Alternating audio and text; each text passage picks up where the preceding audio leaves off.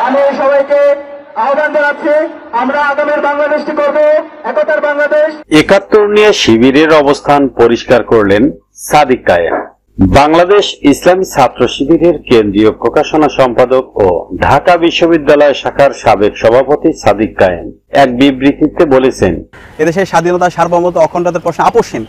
দেশের স্বাধীনতা, সার্বভৌমত্বের জন্য জীবন দিতে হয়। ইসলামী ছাত্র শিবিরের তৃণমূল থেকে কেন্দ্র পর্যন্ত সকল জনশক্তিরা জীবন দেওয়ার জন্য প্রস্তুত।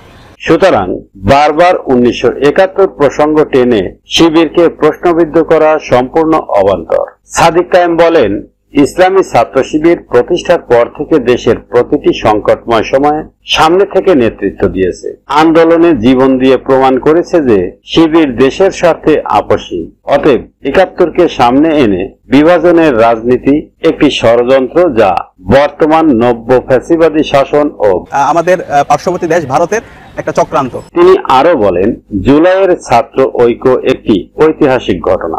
মৌলিক বিষয়গুলোতে ঐক্য এখনো বিদ্যমান। ফ্যাসিবাদী ষড়যন্ত্রের বিরুদ্ধে সবাইকে ঐক্যবদ্ধ থাকতে হবে। ব্যক্তিগত মতভেদ থাকলেও দেশের স্বার্থে রাজনৈতিক দল ও ছাত্র সংগঠনগুলোর উচিত ঐক্য বজায় রাখা। তিনি জাতীয় ঐকমত্যের প্রয়োজনীয়তা তুলে ধরে বলেন, ৫৪ বছর পরেও যদি আমরা মৌলিক কনসেনসাসে আসতে না পারি, তাহলে তা ভবিষ্যতে প্রজন্মের জন্য হতাশাজনক বার্তা বহন করবে।